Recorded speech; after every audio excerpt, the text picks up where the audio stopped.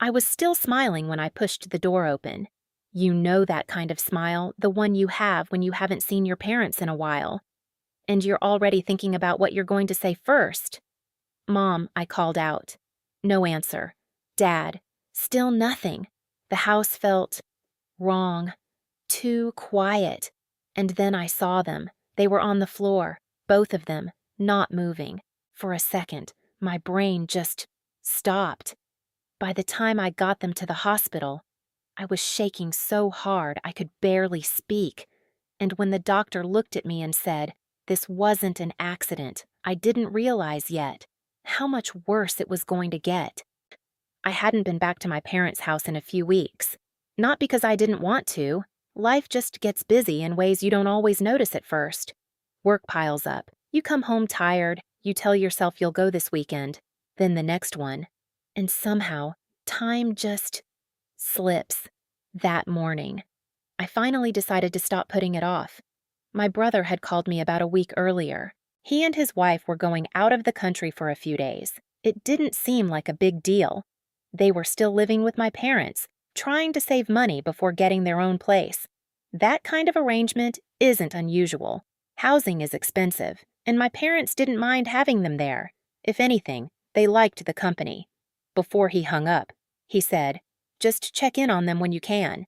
It sounded simple, normal, the kind of thing you don't question. My parents had their routines. They liked things predictable. My father would wake up early, make his coffee, and step outside for a bit, no matter the weather. My mother always had something going in the kitchen, even if it was small. And every morning, without fail, there was always something pickled on the table. It was just part of how they lived. The house hadn't changed much over the years. Same layout, same furniture, same quiet feeling the moment you walked in. My father had installed a couple of security cameras in the common areas a while back after some incidents in the neighborhood. Nothing extreme, just enough to feel a little more secure. He never made a big deal out of it. I remember pulling into the driveway and just sitting there for a second. Everything looked the same. Nothing felt off. And maybe that's what stayed with me the most, because there was no warning. Nothing that told me to turn around or prepare myself. Not the silence, not the stillness, not even the fact that I hadn't been there in a while. If anything, it felt like an ordinary visit, like I had finally shown up at the right time. At the hospital, everything moved fast, but at the same time, it felt like nothing was moving at all. They took my parents straight into the emergency room, the doors closed, and just like that, I was on the outside, waiting. You don't really understand what waiting feels like until you're sitting in a hospital hallway, watching every door, every person, every movement, hoping one of them means something good. I kept replaying it in my head. The door, the silence, the way they were lying there. It didn't make sense. After a while, a doctor finally came out. I stood up so quickly I almost lost my balance. "Are they okay?" He didn't answer right away. That pause, it told me everything before he even spoke. "They're alive," he said, "but they're in critical condition." My chest tightened. "What happened to them?" He looked at me carefully, like he was choosing his words. "This doesn't look like an accident." I felt something cold run through me. "What do you mean we're still running tests?" he said. "But there are signs of poisoning." For a second, I thought I misheard him. Poisoning. He nodded once, calm, certain. And just like that, the world I understood shifted, because poisoning doesn't just happen. It doesn't come from nowhere. It means someone gave it to them, someone they trusted enough to eat with.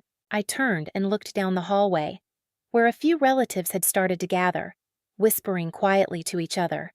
Questions were already forming in the air, but none of us had answers. Not yet. And for the first time, a thought I didn't want to have started to take shape. If this wasn't an accident, then it had to come from inside.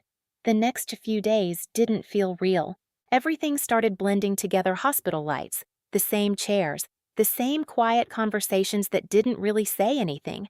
People came and went. Some stayed longer. Some didn't know what to say at all. My parents were still in critical condition.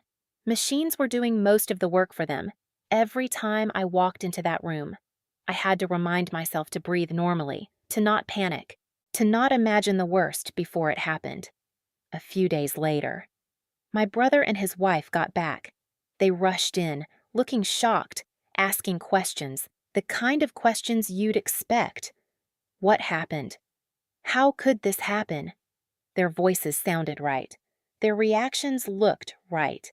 But something about it didn't sit the same way with me anymore. I couldn't explain it at first. And I didn't say anything. You don't accuse your own family based on a feeling, not something like this. So I watched. That's all I did.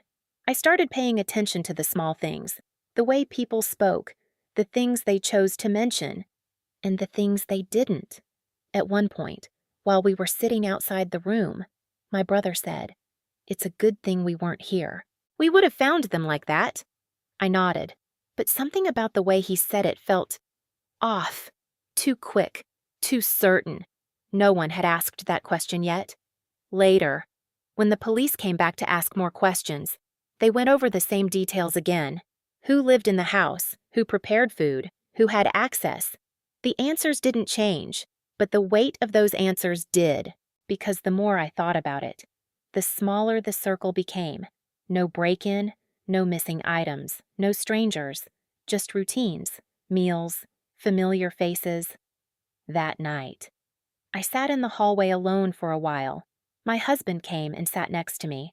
He hadn't said much over the past few days. He was just watching. "I don't think this was random," he said quietly. I didn't respond right away. "I know," I said after a moment. He looked at me. "Then we have to stop thinking about who could have done this and start thinking about who had the chance." That sentence stayed with me, because once you start looking at it that way, everything changes. It's not about guessing anymore, it's about narrowing it down, and when I did that, there weren't many people left. The next morning, things started to feel sharper, not clearer, not easier, just sharper, like everything had edges now. I kept thinking about what my husband said, not who would do something like this, but who could. That shift changes everything, because once you stop asking why and start asking how, you don't have as many possibilities left. Later that day, the doctor spoke to me again, this time. The results were more detailed. It wasn't a single exposure, he said. This built up over time. I stared at him. What does that mean? It means whatever substance was used, it was given repeatedly, small amounts, over several days. I didn't say anything at first. I didn't need to, because the moment he said that, something inside me dropped. This wasn't something that happened once. This wasn't a mistake. This was a pattern, and patterns don't come from outside. They come from routines, from habits, from things that happen the same way. Every single day, that night, I sat with my husband again. We didn't argue, we didn't panic. We just started listing things. What they ate, what they drank, what never changed. He said it out loud before I did. It has to be something they had regularly. I nodded slowly. They don't trust food from outside, I said. They barely let anyone bring anything in. So it's not random, he said. It's something inside the house. The words felt heavy. Inside the house. I thought about the kitchen, the cabinets, the small things no one pays attention to, the things that are always just there. And then it hit me. Not like a sudden realization, more like something I had always known. Finally stepping forward. Every morning, without fail. There was always something on that table. Something they both ate. Something no one would ever question. I didn't say it right away, because saying it out loud would make it real, and once it became real, there was no going back. I didn't sleep that night, not because I was thinking too much, but because I was trying not to think at all. There's a point where your mind starts putting pieces together on its own, and you don't know if you're ready to see the picture yet, by morning. I knew one thing for sure. I couldn't say it out loud, not yet, because if I was wrong, there was no fixing that. You don't come back from accusing your own family of something like this, not without breaking something that can't be repaired. But if I was right, then staying quiet too long could cost even more. So I had to do this carefully, not emotionally, not impulsively, carefully. I sat with my husband again, and this time, we didn't go in circles. We need to be sure, I said. He nodded. Then we don't confront anyone yet. That made sense. No accusations, no pressure, no warning. If something was wrong, the moment they felt questioned, they would shut down, or worse, they'd try to cover it. We verify first, he said. How I asked. He looked at me for a moment, then said, we go back to the house. My stomach tightened. I hadn't been back since that day, but I knew what he meant. If this came from inside the house, then the answer was still there. In something they touched every day, in something no one ever questioned, and maybe in something that had already been recorded, without anyone realizing it mattered. I took a breath. Okay, I said, and just like that, the moment of waiting was over. Now we were looking for proof. Walking back into the house felt different this time. The first time. I didn't know what I was walking into. Now, I did. Or, at least, I had a feeling. Everything looked the same hallway, the same quiet, the same furniture that hadn't moved in years. But the silence didn't feel peaceful anymore. It felt like something was waiting. I stayed near the entrance for a second, just letting it settle. My husband didn't hesitate. He walked straight toward the kitchen. Of course he did. That's where everything led. I followed him. Slower. Every step felt heavier than it should have. When we reached the kitchen, he didn't start opening everything randomly. He already knew what we were looking for, or, at least, where to start. He opened one of the cabinets, then paused. Is this where they kept it? He asked. I nodded. My throat felt tight. He reached in and pulled out a jar. I didn't need to look closely to know what it was. It was the same jar that had been on the table every morning. The one thing that never changed. He placed it down carefully, like it mattered more than it should. Before we do anything else, he said, there's something I want you to see. I felt my hands go cold. What is it? He didn't answer. He just took out his phone. They had cameras in here, he said quietly. I stared at him. I know, I said, but that was just for security. Just watch, he said. He pulled up a video. The screen showed the kitchen, the same angle, the same counter, but this was from days ago, before everything happened. At first, nothing seemed strange, just a normal moment. And then, I saw them. They walked in like they belonged there, like it was just another day. They were talking. Calm. Casual. The way people talk when nothing is wrong. One of them reached for the jar. My heart dropped. I didn't realize I had stopped breathing until my chest started to hurt. They opened it, looked around for a second. Then the other one took out something small. A packet. I leaned closer without meaning to. They poured it in. Slowly, carefully, like they had done it before. They stirred it, closed the lid, put it back exactly where it had been. And then they walked away, like nothing had happened. The video ended. I didn't move. I didn't say anything, because at that point, there was nothing left to question.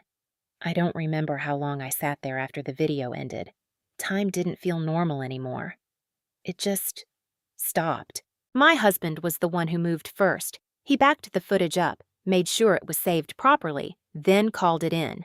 Calm, steady, like this was something that needed to be done, not reacted to. I stayed in that chair, still holding onto the edge of the table like it was the only thing keeping me upright. By the time everything started moving again, it wasn't us anymore. It was the police. They didn't come in loud. There was no scene, no shouting, just quiet, controlled steps, questions, confirmation.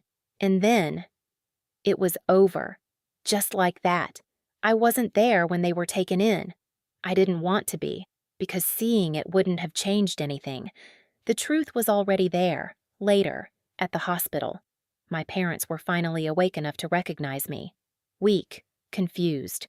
My father looked at me and asked the one question I had been trying not to hear. What happened? I tried to speak. I really did. But some words don't come out the way you want them to. Our own, he started to say, before his voice broke.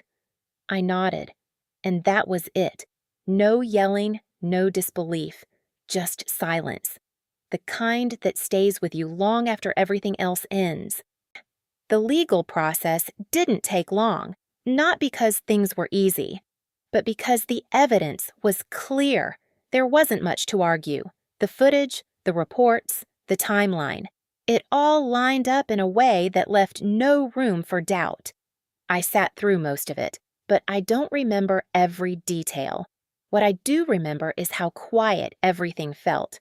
No dramatic moments, no last-minute turns. Just facts being laid out, one after another, and the slow realization that this wasn't a misunderstanding. This was a decision someone had made, a series of decisions. The sentence came at the end, and it was exactly what you'd expect for something like this. Severe, final. But it didn't feel like justice the way people think it does. There was no sense of relief, no moment where everything suddenly felt okay again, because nothing about this situation was ever going to be okay. The court closed the case. But for us, it didn't really end anything.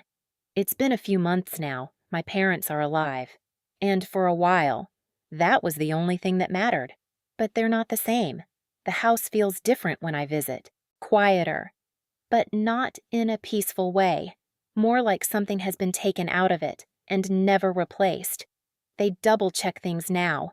Doors, food, even small things they used to do without thinking. And I understand why. I've changed too. Not in a way people notice right away, but in the way I see things. Because once something like this happens, you don't just lose trust in people. You lose the version of life you thought you had. And that's the part that doesn't come back.